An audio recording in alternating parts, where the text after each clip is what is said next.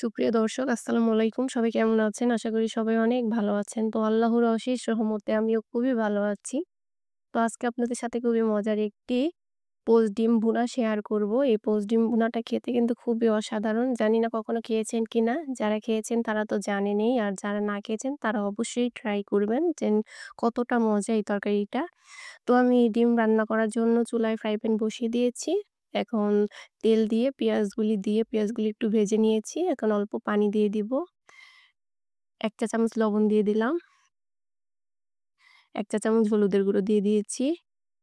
১ চা চামচ লাল মরিচের গুঁড়ো দিয়ে দিলাম। ১ চা চামচ আদা বাটা আর ১ চা চামচ রসুন বাটা দিয়ে দিলাম। এখন ভালো করে মসলাগুলি কষিয়ে নিতে হবে নাড়াচাড়া করে। তো ধনিয়ার গুঁড়ো দিয়ে দিয়েছি ১ চা চামচ। ভালো করে মসলাটা একদম তেল ওঠা পর্যন্ত অপেক্ষা করতে হবে। তো মসলাটা কিন্তু কষানো হয়ে গেছে। দেখতে পারছেন একদম তেল উঠে গেছে। তো মসলা কিন্তু খুব ভালো করে কষাতে হবে। এখন আমি টমেটোগুলি দিয়ে দিয়েছি।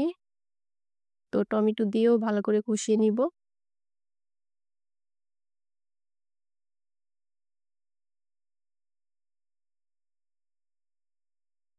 কাঁচামরিচ ফালি দিয়ে দিয়েছি।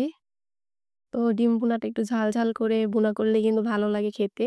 আর যদি ঝাল কম হয় তাহলে কিন্তু খেতে ভালো লাগে না। তো সেজন্য একটু মরিচ বেশি দিয়েছি। কাঁচামরিচটা একটু বেশি দিবেন। তাহলে খেতে ভালো লাগবে তরকারিটা। টমেটোগুলি কিন্তু একদম গলে গেছে দেখতেই পারছেন। মসলাটা একদম ভালো করে কষিয়ে নিয়েছি। এখন পানি দিয়ে দিব।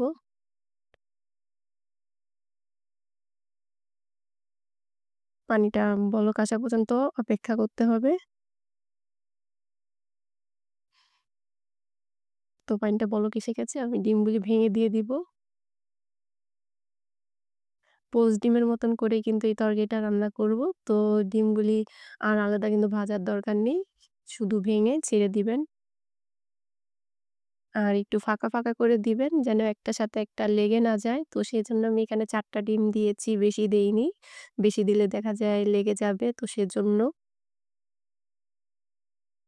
তো এখন ধরার দরকার নেই। আমি এভাবেই রান্না করে নিব। দেখতেই পারছেন একদম সুন্দরভাবে ফুলে গেছে।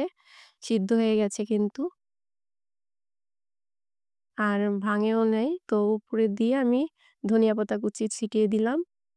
বেশি নাড়াচাড়া করার দরকার নেই। নাড়াচাড়া করলেও একদম আলতোভাবে করতে হবে। তো ভাজা জিরার গুঁড়ো দিয়ে দিয়েছি। তো কারা, কারা এই তরকারিটা খেয়েছেন কমেন্ট করে জানাবেন। আর যদি না খেয়ে থাকেন তাহলে অবশ্যই ট্রাই করবেন আমার এই রেসিপি দেখে। তরকারিটা খেতে কিন্তু খুবই অসাধারণ হয়েছিল, খুবই মজা হয়েছে। তো হালকা করে দিয়েছি নিচে লেগে যেন না যায়। তো আলতো করে উল্টিয়ে দিলেও চলবে, সমস্যা নেই। তো একটু ভালো করে নাড়াচাড়া করে নিতে হবে। বেশি পানি রাখা যাবে না। তো পানি শুকিয়ে ফেলতে হবে। দেখুন তরকারিটা কত সুন্দর হয়েছে। দেখতে যতটা সুন্দর হয়েছে খেতে কিন্তু আরো বেশি মজা হয়েছে।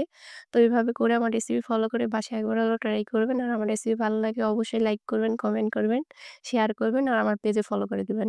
আল্লাহ হাফেজ।